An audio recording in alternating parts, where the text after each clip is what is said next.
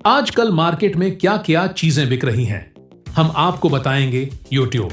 हाँ, ये भी एक मार्केट है, यहाँ भी हर किस्म का काम होता है। मुसलन लड़के मुशक्करापन बीच रहे हैं, गंदे गंदे मजाक उलट पोलट हरकतें, लड़कियों के साथ डांस, बबड़ों के साथ मजाक, नई नई जुकतें।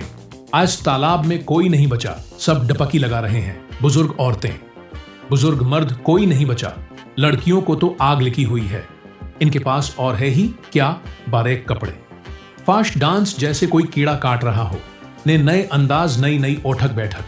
यहाँ हर चीज बिकती है, यहाँ तो पूरा पूरा टब्र लगा हुआ है।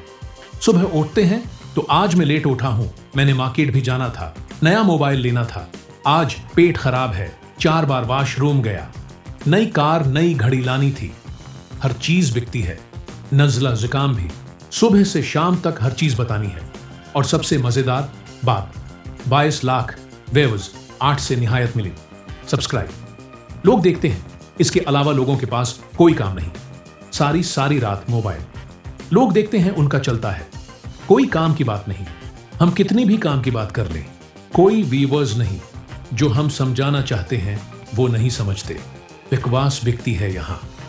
जरा हमारी आईडी में जाकर देखो, धूल पड़ी हुई ये अच्छी अच्छी वीडियो पर। जरा देखो तो सही।